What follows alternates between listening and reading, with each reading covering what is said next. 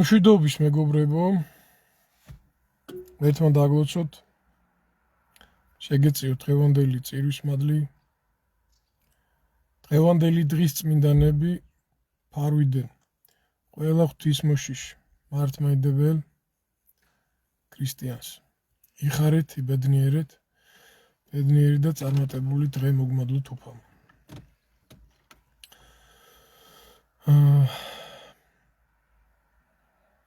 დღეს მინდა ვისაუბრო ერთ თემაზე, რომელსაც ქვია სექტანტური აზროვნება. და რა არის სექტანტური აზროვნება? სექტანტური აზროვნება არის, როდესაც ადამიანს აქვს რაღაცა მცდარი აზრი, ეუბნებიან მას ამის შესახებ, რომ ეს არის მცდარი, არასწორი, მაგრამ მაინც თავისას არ ეშვება და ისევ დგას ამ აზრზე. და კონკრეტულად რაზე მინდა ვისაუბრო? კარგად ხედავთ დღეს როგორ არის საზოგადოება დაყოფილი, სხვადასხვა პარტიების მიმდევრება, სხვადასხვა რაღაცა მიმდინარეობები არის, ასე რომ ვთქვა, და სიმართლე ძალიან ცოტას აინტერესებს, ძალიან ცოტას უყვარს და ყველა ერიდება სიმართლის თქმას და ძალიან ძნელად ესმით, ასე რომ ვთქვა, რა ეს სიმართლე. რამდენიმე 10-15 დღის წინ, 12 აგვისტოს კონკრეტულად, ჩვენი პრეზიდენტი იყო თურქეთში, რომელიც ჩემთვის კატეგორიულად მიუღებელი იყო, რომ დიდგორობა დღეს ჯერ ერთი საქართველოს პრეზიდენტი იქ რატო უნდა ყოფილიყო, მაგრამ ეს კიდე ცალკე თემა არის. და შემდეგ მოხდა მაგას ის, რაც მოხდა, რომ ერდოღანმა გამოგვიცხადა, რომ მესხეთში უნდა დაგვებრუნებინა თურქები, რომელსაც ვიღაცები თურქ მესხებს ეძახიან, მაგრამ თურქი მესხები არაფერი არ არსებობს ეგეთი ზოგადად ადამიანები, ესენი არიან ჩვეულებრივი თურქები ყოველგვარი დანამატების გარეშე. და ამას მოყვა, ეს ჩემთვის ახალი არ იყო, იმიტომ რომ წლებია ზოგადად თურქეთის პოლიტიკა საქართველოსთან მიმართებაში არ ახალი თემა არის და ახალი არაფერი არ უთქვია, მაგრამ საინტერესო და მნიშვნელოვანი ამ მომენტში ის არის, რომ ადამიანების აზროვნება და სექტანტური აზროვნება რა არის. ერთია, როდესაც შენ ხარ, მაგალითად, ხარდამჭერი, თუ გინდა დაუშვათ ხელისუფლების, ოცნების, თუნდაც ოპოზიციის, ესე ფიქრობ, თუნდაც სხვა პარტიის. მაგრამ რაღაც საკითხები უნდა იყოს, რაზეც უნდა ვთანხმდებოდეთ და რაც ჩვენთვის უნდა იყოს რაღაცა აქსიომა, ჭეშმარიტება. და ჭეშმარიტება რა არის? ჭეშმარიტება არის ის, რომ არანაირი თურქი მესხები არ არსებობენ თურქები, რომლებიც მან ცხოვრობდნენ და სტალინმა ეს ხალხი გადაასახლა თავის ისტორიულ სამშობლოში, რისთვისაც მას მადლობა უნდა უთხრათ, სხვა არაფერი რო არ გაეკეთებინა, მარტო მაგიტო არის დიდი სტალინი, რომ აი ეგ გაკეთა.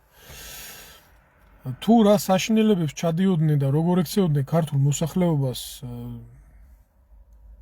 მესხეთში თურქები, არსებობს ვიდეოები, არსებობს ისტორია, არსებობს წიგნები და ვისაც გაინტერესებთ, შეგიძლიათ რომ ნახოთ, მეც მიდევს ეს გვერდზე, ჩემს Facebook გვერდზე, მათი მოქმედებები. ეს ადამიანები თვითონაც აღიარებენ, რომ არავითარი მესხები არ არიან, ესენი არიან თურქები. ეხლა ესეც ახალი თემა არ არის ჩემთვის, მაგრამ ჩემთვის გულსატკენი არის და ბრაზდები და გასაბრაზებელია იმ ვითომ და ვაი ქართველების პოზიცია, რომლებიც ამბობენ, რომ დიახ უნდა ჩამოვასახლოთ და დიახ, ესენი არიან მესხები. მოდი ასე ვთქვათ, ეს არის პირდაპირ გეტყვით მოღალატეობრივი პოზიცია. მოღალატეობრივი პოზიცია რატო არის? იმიტომ რომ ესენი არ არიან თქო მესხები და საქართველოში უცხოტომელების ჩამოსახლება ეს არის მოღალატეობრივი. ვინაიდან ეს ხალხი თავის დროზე სადღაც 100-დან 120,000-მდე იყო თუ არ ვცდები პლუს მინუს შეიძლება შემიშალოს უცხოები, მაგრამ დღეს არიან სადღაც 450-დან 500,000 კაცამდე არის. თქვენ გესმით რას ნიშნავს 500,000 თურქი საქართველოში ჩამოსახლება და ეს რას გამოიწვევს? ეს ხო არის ქვეყნის გაყიდვა. და ამაზე რომ ხელს მოაწერ, ხარ მოღალატე. ყველაფერს აქვს თავისი სახელი. თავის დროზე ამაზე ხელი აქვს მოწერილი სააკიანს. შემდგომში ხელი აქვს მოწერილი და პირობა აქვს დადებული, ჩემი ყურით მაქვს მოსვენილი ბატონ ბიძინის, რომ ჩვენ ამ ხალხს დავაბრუნებთ. ეს არის მოღალატეობრივი პოზიცია. ამაზე ხელის მოწერაც დღესაც ამის გახმოვანება და კიდევ ამისკენ სწრაფვა და ამის პროპაგანდირება. ეს არის დანაშაული, ეს არის ღალატი ღმერთისა და ჩვენი წინაპრების წინაშე, როდესაც შენ უცხოტომელების შემოსახლებას ხელს აწერ, რის სანაცვლოდაც არ გინდა იყოს მნიშვნელობა, მაგას არ აქვს ეს ამაში თანხას გადაგიხდიან თუ ევროსაბჭოში თუ ნატოში თუ 1000 რაღაცა ჯანდაბაში გაწევრიანების სანაცვლოდ ხელს მოაწერ შენ ამას. ეს არის ღალატი. მაგრამ ერთი საკითხია რომ შენი ხელისუფლება მოღალატეობრივი გზას ადგია, მაგრამ მეორე საკითხია რომ შენ ამაზე ტაშს უკრავ და ამაზე პროპაგანდირებ. აი ეს არის სექტანტური აზროვნება ხალხო. ეს არის სექტანტური აზროვნება. როდესაც სიმართლე არ გინდა რომ გაიგო, სიმართლის მაგიერ დგეხარ სიცრუის გზაზე. სიცრუის გზაზე. ეხლა გუშინ მკითხულობდი და უყურებდი ვიდეოს, ანუ ადამიანები გამოვიდნენ, რომლებიც ესე იგი იძახიან რომ თურქები ჩვენი მეგობრები არიან და თურმე რუსებმა წაგვაჩხუბეს თურქებთან და ჩვენ თურქებს უყვარვართ და რაღაცა ესეთი მოღალატეობრივ განცხადებას აკეთებენ, რაც გააკეთა ყორღანაშვილმა, ორჯონიკიძემ და მისთანებმა, ანუ იგივე საკეთებენ. ეს ხალხი ადამიანებს გონებას ურევენ. გონებას ურევენ. და ეხლა კიდე მე მინდა მივმართო ამ ჩემ თანამოქალაქეებს რა, რომ აი რატო გჯერათ ესე ამათი და რატო ექცევით ხოლმე ამათი დეზინფორმაციის და ცრუ პროპაგანდის ქვეშ. მე ვგიჟდები და აი ეს არის სექტანტური აზროვნება, ზუსტად რომ ის ერთია რომ გატყუილებს, მაგრამ შენ რო ამას უჯერებ ნებისმიერი რაღაცის გამო, შენც იმის სექტის წარმომადგენელი ხარ. ეხლა ეს საზოგადოება ხო? არის დაყოფილი თქო, როგორც გითხარით, ეხლა ზოგი ნაცია, ზოგი ქოცია და რა ვიცი. სხვადასხვა პარტიის წევრები არიან, ეხლა ჩემს საახლობლოშიც, სამეგობროშიც, სამეულოშიც დაუშვათ არიან ადამიანები სხვადასხვა, ყველა ერთი არ არის, ხო? ოჯახში შეიძლება იყოს განსხვავებული აზრი, მაგრამ ჩვენ ეხლა მაგალითად ჩემთან რომ მოდიან, თუნდაც იგივე ნაცია თუ ქოცია თუ ვინც არის, ყველასთან მაქვს ურთიერთობა, ომს არავის უცხადებ და ყველას ურთიერთობები და ყველასთან რაღაც ჩემი სიმართლე მიმაქვს და მისმენენ ეხლა და ვინც მისმენს, იცის ეს ჩემი აზრი, რომ მე ვეუბნები, რომ კაცო, კი ხარ დაუშვათ ეს ნაციონალი ხარ თუ ქოციონალი ხარ, მაგრამ ქართველი ხარ პირველ რიგში, ადამიანო, ქრისტიანი ხარ პირველ რიგში და შენ დაუშვათ გჯერა შენი ხელისუფლების, რომელსაც მე ვაკრიტიკებ, არსებული ხელისუფლების. კი ბატონო, ხარ მაგ შენ სამსახურში იყავი, დეპუტატი ხარ, პარლამენტარი ხარ, პრეზიდენტი ხარ თუ ვინც ხარ და შეიძლება გულით გიყვარს შენი სამშობლო, შენი ქვეყანა, მაგრამ აი ამას რომ ხელი მოაწერა, რასაც ქვია თურქების შემოსახლება. ხელი რომ მოაწერა არაბების შემოსახლებას, პაკისტანელების შემოსახლებას. ეს ხო არის მოღალატეობრივი.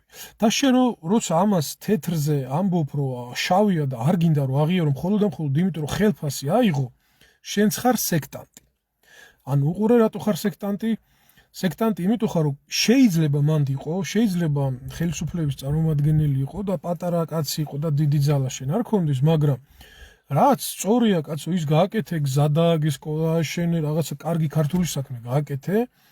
დავუშვათ არ მეთანხმები, ხო? მე ვამბობ, რომ დავუშვათ ეგენი საერთოდ იდეოლოგიურად მომსპარი და დამპალი იდეოლოგიის ხელისუფლება არის და წასასვლელები არიან. და მე ვამბობ, რომ კონსერვატორები უნდა მოვიდეთ, მაგრამ დაუშვათ ხარეს ქოციონალი.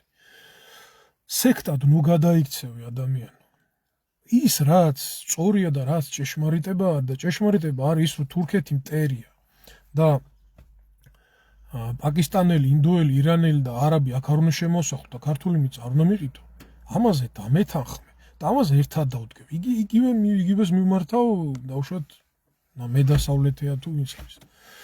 ხო და შენ როცა ამას არ აკეთებ და მაინც ტაშს უკრავ შენ ზემდგომს, ხელისუფალს, სექტანტი ხარ ჩვეულებრივ, გესმის? და მე შენთან ერთობა ვეღარ მექნება. იმიტომ რომ სიმართლეზე წინ, რასაც დააყენებ, ეს უკვე არასწორი არის, ხო? ესეთი გამოთქმა არის.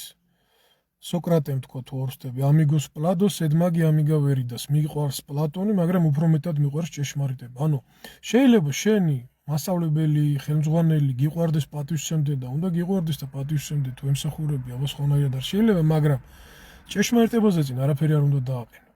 არასოდეს არავინ და არაფერი არ უნდა დააყენო. და შენ თუ ამას აკეთებ, სექტანტი ხარ ჩვეულებრივი. ეხლა თურქები ვინ არიან? თურქები ვინ არიან და გადახედეთ მათი არსებობის განმავლობაში დღემდე ჩვენი გენეტიკური მტრები არის. და რაც უბედურება მაგათ აქვთ დამართებული საქართველოსთვის, არც ერთ პერს ეგეთი არ გაუკეთებია და არ დამართებია. და რო გამოდიხარ და ამბობ, რომ თურქები უნდა შემოასახლო და 500,000 თურქის შემოსახლებაზე ხელს აწერ, შენ ხარ მოღალატე.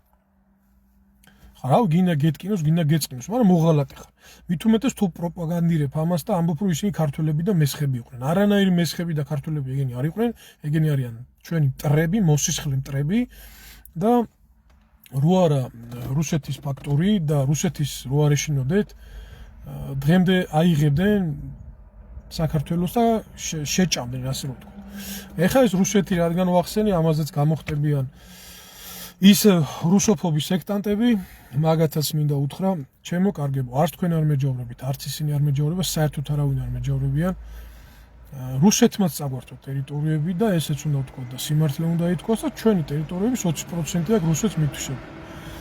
და მე მჯერა რომ ჩვენი გონივრული პოლიტიკით, გონივრული მიდგომით დავიბრუნებ ჩვენ მაგ ტერიტორიებსაც და პირველ რიგში ერთ ენას ვნახოთ ქართველები და ღვთის მადლითა და წყალობით აი იმ დაკარგულსაც დავკარგავთ, რაც თურქეთ და იმ დაკარგულს და წაღებულსაც რაც დავკარგეთ, დავიბრუნეთ, რაც თურქეთმა და აზერბაიჯანმა და თუნდაც სომხეთმა წაიღო.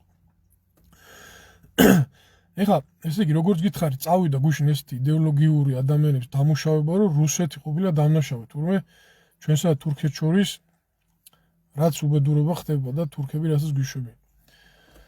რუსეთს აქვს წაღებული ჩვენი 20% და თურქეთს ქართველებო, ბავშვებო თქვენ განსაკუთრებით ჩვენი ტერიტორიობის 35-დან 50%-მდე, ნახევარზე მეტი საქართველო დაკარგულია და თურქეთს აქვს წაღებული.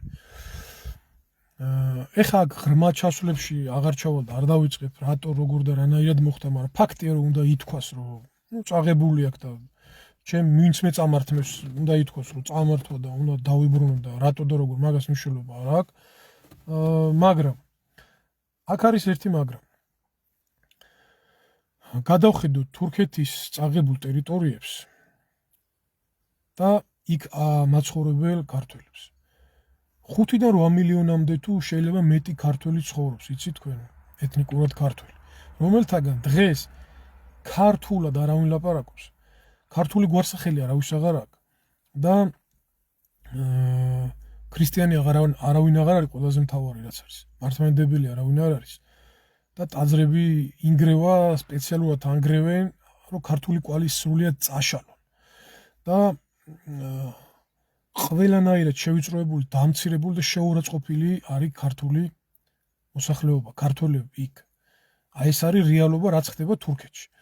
და 200 წელი დავუშვათ რუსები აქ იყვნენ, დავარქვათ ასე, რომ რუსების კოლონია ვიყავით. მე არც ეგ არ მომწონს და მე მიხარია და ბედნიერი ვიქნები თუ საქართველო იქნება დამოუკიდებელი და თამარ მეფის დროინდელი საზღვრები გვექნება. მაგრამ არ ხდება, არ არის ეს მოცემულობა და 200 წელი იყო ასე როგორც იყო. და მრავალი ადამიანი გამოდის გეორგიევსკის ტრაქტატის წინააღმდეგ და ერეკლეს წინააღმდეგ, ენა უბრუნდებათ პირში. მოღალატეთა ნაშიერებს, თვითონ მოღალატეებს, რომ ერეკლე განიკითხონ. და გადავხედოთ ახლა რა მოიტანა ამ გეორგიევსკის ტრაქტატმა. მრავალი ტკენა, ჭირი, წყენა თავისთავად იყო რუსების მხრიდან, ეკლესიების კათედრებიდან და მრავალი სასულიერო პირების შეურაცხყოფიდან და ტერიტორიების აღებიდან დაწყებული და დამთავრებული, მაგრამ შევადაროთ ახლა თურქების აღებული და რუსების ქვეშ ყოფი საქართველო. ერეკლეს გადაწყვეტილება რო არ ყოფილიყო, დღეს ჩვენ ვიქნებოდით მუსულმანები. და აქაც იგივე სიტუაცია იქნებოდა, ირანი და თურქეთი გაიყოფდნენ საქართველოს. და რაც ხდება თურქეთში, ტაუკლარჯეთში ისევ იგივე მოხდებოდა აქ. არავინ არ მითხრას ახლა რომ არა და აგრე და იგრე და ღვთისმშობლისწილხვედრი იყო ის ტაუკლარჯეთიც და არის. მაგრამ აი ის მოხდა, რას მოხდა. და აქაც იგივე მოხდებოდა, რო არა ჩვენი წმინდა დიდი გმირი მეფის ეს გონივრული გადაწყვეტილება, ჩემო კარგებო. აი ეს არის სიმართლე. ეხლა თუ რატომ მიიღო ეს გადაწყვეტილება და ეს ტრაგიკული მდგომარეობაც რატო დაგვიდგა, გადახედეთ ქრწანისის ველზე რა მოხდა, ქართველების ტოტალური ღალატი მეფისადმი. ანუ და მე მაგას მოყვა ის ქრწანისი რომ მოგვეგო და იქ ერთობა რო ქონოდა და ერთი პირი რო ქონოდა, აბსოლუტურად სხვა რეალობა იქნებოდა. რუსეთი შეიძლება მაინც შემოსულიყო, მაგრამ ჩვენ ძლიერები ვიქნებოდით და ესე ვეღარ ეს სიტუაცია აღარ იქნებოდა. მაგრამ მაინც რა მოხდა? მიუხედავად ამ ყველაფრისა, რაც ჩამოთვალე, 800,000 კაცი იყო საქართველოში, 1800 პირველ წელს რუსები რო შემოდიან, გეორგიევსკის ტრაქტატის დროს და საბჭოთა კავშირი რაც დაიშალა, ჩვენ ვიყავით 5 მილიონი ნახევარი. 5 მილიონი ნახევარი ვიყავით. და აქედან ყველა არის მართლმადიდებელი. იმ მრავალ ცუდთან ერთად კარგიც ხო უნდა ვთქვათ, არა? აჭარა შემოგვიერთეს. რუსები იბრძოდნენ მაგ ომში.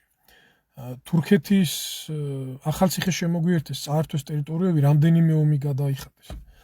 და დღეს იქ რო საქართველო ქვია მაგას, ეს მათი დამსახურება არის.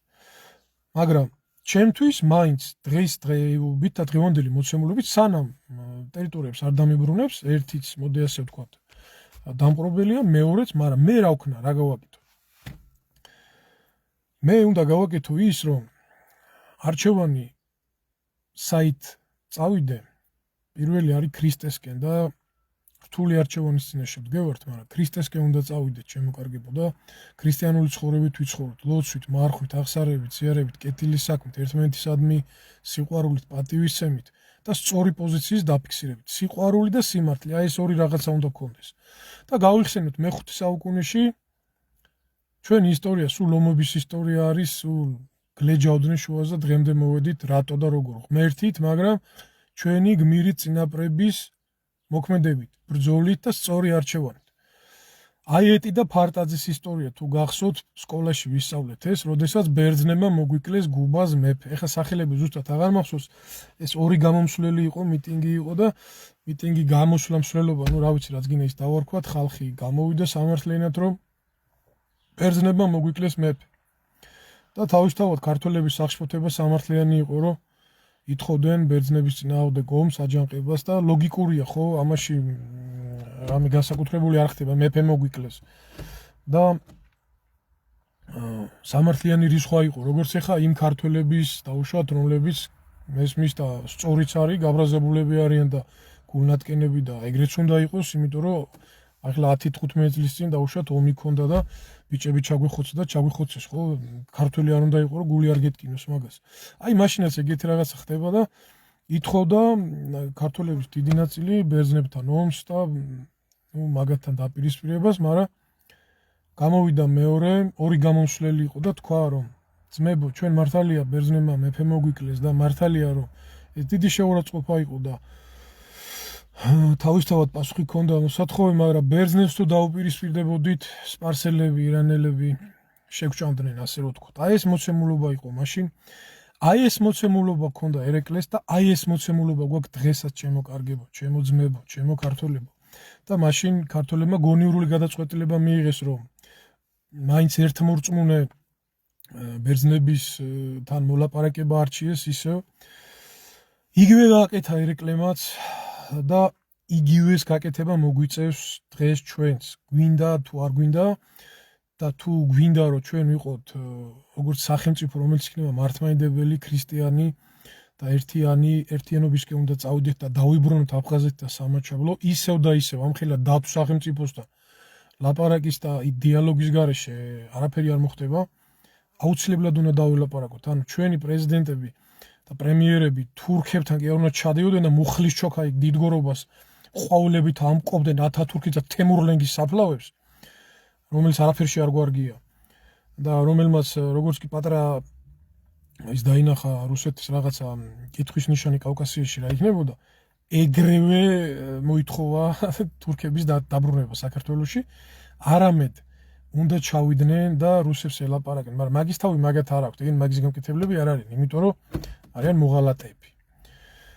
ეხა რატო არიან და როგორ 1000-ჯერ მაქვს ახსნილი რატო არის კოჰაბიტირებულად ნაციც და ქოციც იდეოლოგიურად მოღალატე ყველას არ ვეხები მანდ ბევრი ახლობელი მყავს ბევრი მეგობარი მყავს რომლებიც სული და გულით ქართველები არიან ხელისუფლებაშიც არიან და სათქმესაც იძახიან რა ვიცი რაც შეუძლია და უყვართ თავის სამშობლო თავის საკეთებელს საკეთებენ რა მაგრამ აი იდეოლოგიურად მოღალატე რას ნიშნავს რომ გამოვლენ ხოლმე და deep state-მა მაიძულა იმან მაიძულა ამან მაიძულა და 1000 რაღაცას რომ მოიგონებენ ხოლმე deep state არა კურინჩხის მურაბა კიდე რა deep state-მა კი არ გაიძულა კაცო რომ მიიღე ანტიდისკრიმინაციული კანონი რომ მიიღე იუენალური კანონი რომ მიიღე სკოლიდან მოძღვარი რომ გააძევე რომ LGBT პროპაგანდას რო ატარებდი ხელი რომ მოაწერე არაბებისა და პაკისტანელების შემოსახლებას ეხა კიდე თურქების შემოსახლებას deep state-მა კი არ გაიძულა მოღალატე ხარ სულით ხორცამდე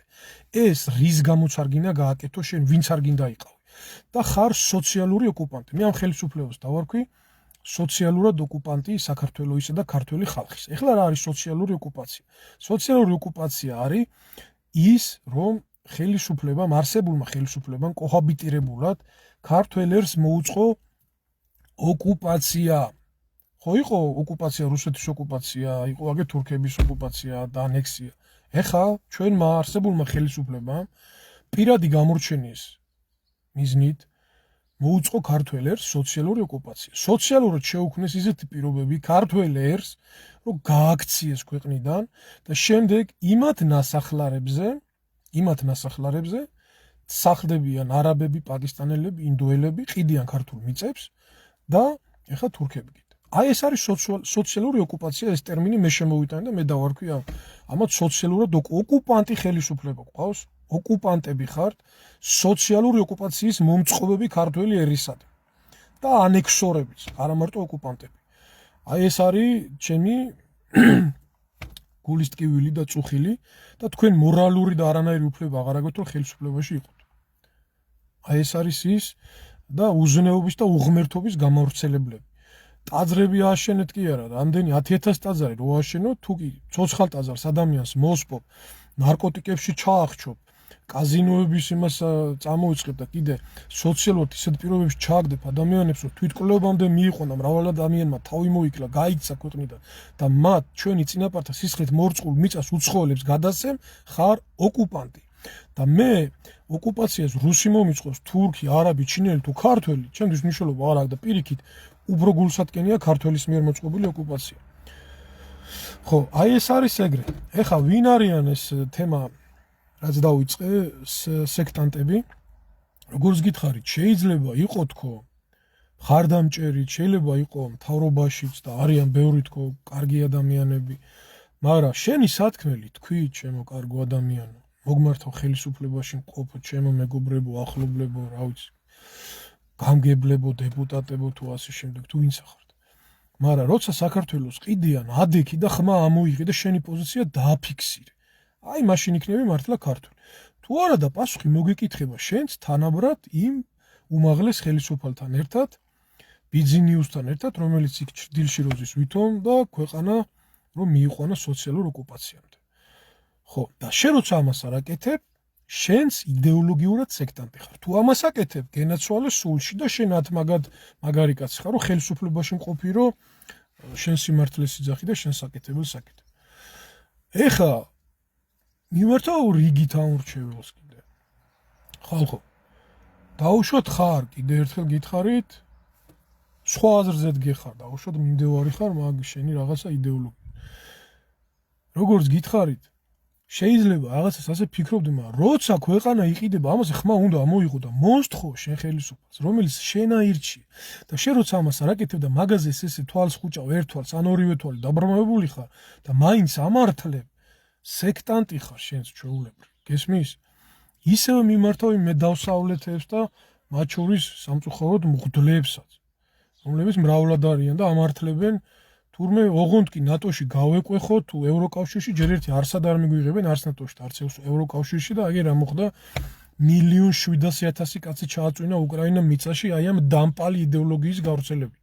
რომ ვითომ და იმაში გარბოდნენ ნატოში და ევროკავშირში და იგივე გველოდებოდა და გველოდება თუ ამ იდეოლოგიას არ ავყვებით. უნდა თქვათ რომ ნუ ესე ფიქრობდი, კაი იყო და უშოთ იმ ნატოში და ევროკავშირში რას ფიქრობ, არ გამოვიდა, ხო, ნახე, აგი მოატყუილეს ის შენი უკრაინა 57 მილიონიანი ქვეყანა 25 მილიონზე ჩამოვიდა. გაიქცა ხალხი 15 მილიონი გაიქცა. 2 მილიონი დაიხოცა. და ნუ ამან მაინც უნდა დაგანახოს, რომ ბიჭო რაღაცა შარში ვარ და მოდი ეს შარი არ მინდა და რაღაცა დაოლაგდი და სწორ გზაზე და სწორ რელსებზე გადავიდე. ასევე როცა გეუბნებიან და თავს გახვენ რომ LGBT პროპაგანდა გაატარენ და ასე და ასე ქენიო, ანუ ამან მაინც უნდა შემოგატრიალოს. რომ ბიჭო არ მინდა, მაგრამ როცა ამას არ აკეთებ, შენ სექტანტი ხარ, მედასავლეთი ხარ თუ ვინა ხარ, ხო? განსაკუთრებით მოგმართავთ, ვინც ამართლებთ და აპრავებთ ამ თურქების შემოსახლებას, ყოვლა დაუშვებელი არის, რა ვიცი, ყოვლა დაუშვებელი და წარმოუდგენელი ღალატი არის. შემირისხნია ის ქართველი, ვინც თურქებს თუ ნებისმიერ სხვა ტომის ადამიანს გზას გაუხსნის და ჩემი წინაპართა სისხლით მორწყულ მიწას სხვას გადასცემს. გესმით რა ხდება? ყოვლა დაუშვებელი არის. ჩემი ოჯახი რო იქ ყოფილიყო, სადაც მე ვარ, ჩემი ეზოდან 4 ძმა გავიდა უახლოესი წარსული არის. და არც ერთი არ დაბრუნდა მე რო ქართველი მრქმევდა და ჩემი შვილები რო იქ ყოფილიყო. და ვიღაცები დღეს გამოდიან და თავისი ფარჩა ხალათების სანაცვლოდ ქართული მიწების გადაცემას ეთანხმებიან და ტაშს უკრავენ. თქვენ პასუხს აგებთ მაგ ყველაფერზე. გესმით? ანუ შეიძლება შენ იყო მხარდამჭერი ოცნების, ნაცების თუ ნებისმიერი ვიღაცის და ეს თქვენი პირადი არჩევანია. მაგრამ რაცა და როცა უსამართლობა ხდება, ხო? იმაზე ხმა უნდა ამოიღოთ და ტაში არ უნდა უკრავთ. და თუ თქვენ ტაშს უკრავთ, თქვენ ხარ ჩვეულებრივი სექტანტები. და პასუხს აგებთ თანაბრად, როგორც ის ხელისუფალი, რომელმაც ხელი მოაწერა თურქების შემოსახლებას, არაბების შემოსახლებას და ასე შემდეგ. გესმით რა ხდება? აი ეს არის სექტანტური აზროვნება, ეს არის ღალატი ქვეყნის და ამაზე ყველა პასუხს აგებს, თუ არ შეინანებს და თუ არ გამოსწორდება და თუ სიმართლის ხარის არ დადგება რა. ეხლა კიდე აქ ერთ თემას შევეხები, აი სიმართლე და სიყვარული, მე ხშირად ვამბობ, ეს ორივე უნდა კონდეს თუ ხარ ქრისტიანი და მრავალი ცრუ აზრი მომისმენია და პირდაპირ გეტყვით მრავალი ბოდვა მომისმენია, რომ აი ღმერთი უპირობო სიყვარულია, ღმერთს უპირობოდ ყველა უყვარს, რაღაცა. ეს არის ფანატიზმი, ეს არის ბოდვა, პირდაპირ გეტყვით. ღმერთს ყველა უყვარს აბსოლუტურად, მაგრამ უპირობო სიყვარული ეგრე არ არსებობს რა. უპირობო სიყვარული რო ყოფილიყო, სოდომ გომორი არ დაისჭებოდა. უპირობო სიყვარული რო ყოფილიყო, ჯვარზე ერთი ავაზაკი არ ცხონდებოდა, მეორე არ წარწყდებოდა. წარღონა არ მოხდებოდა. და ეს იმას კი ანიშნავს, რომ ეს ცუდია, პირიქით ეს კაია. არის სიყვარული და არის სამართლიანობა. და სიმართლე, ღმერთი ერთიც არის და მეორეც, ორივე ერთად არის და რომელიც ერთ-ერთს გამორიცხავს, ის ცდება და არასწორ გზაზე დგას. ჯვარზე რომელმაც შეინანა, ის ავაზაკი შევიდა, მიუხედავად ცოდვისა, მიუხედავად ცოდვილებისა, შეინანა და შეიყვანა სამოთხეში. კი ბატონო, მეორე არ შევიდა. მე გისვათ კითხვას ახლა ვინც ამ ბოდვას ავრცელებთ, რომ აი უპირობო სიყვარული და რაღაც და ღმერთი მაინც გადა. ბიჭო, რატო მეორე არ შეიყვანა? რატო დაისაჯა სოდომ გომორა? და ყველა დაისჯება, ვინც არასწორ გზაზე დადგება და ვინც წინაპართა მიწის გაყიდვას ხელს მოაწერს და ტაშს დაუკრავს წინაპართა მიწის გამყიდველ ხელისუფლებას. აბსოლუტურად ყველაზე იქნება ღვთის სასჯელი და ღვთის რისხვა. იმიტომ რომ ღვთი ღმერთი არის მოყვარული, მაგრამ სამართლიანი. და არანაირ ესეთი უპირობო სიყვარული არ არსებობს. ხო, ეს არის ესე. და ეს ყველამ უნდა იცოდეს და რაღაცა ესეთ ბოდვებს ნუ ავრცელებ და ნუ გიხარიათ ხოლმე რა. მე არის კიდე ესეთი მომენტი, მაგალითად გამიგია რომ აი ახლა ზუსტად ეს სამუპირობო სიყვარულიდან ანუ წავიდნენ თვითონ 200 ლარებზე გაიყიდენ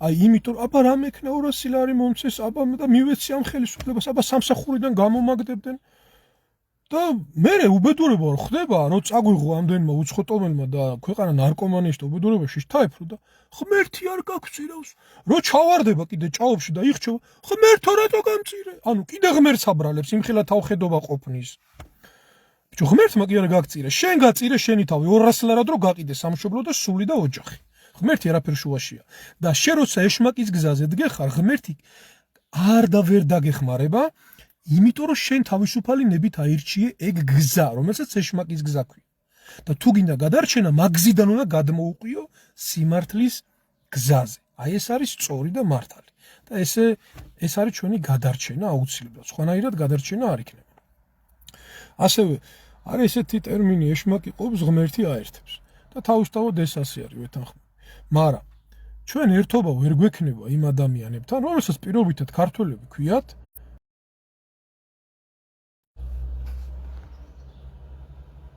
შეწყდა კავშირი და იმედია რომ მოგვეცემა გაგრძელების საშუალება ერთობა ვერ გვექნება იმ ადამიანებთან რომელსაც პირობითად ქართველები ქვია მაგრამ ქართულ მიწებს ყიდის და თუ იმასთან ერთობა გექნება შენც ისევე გამყიდველი ხარ ქრისტე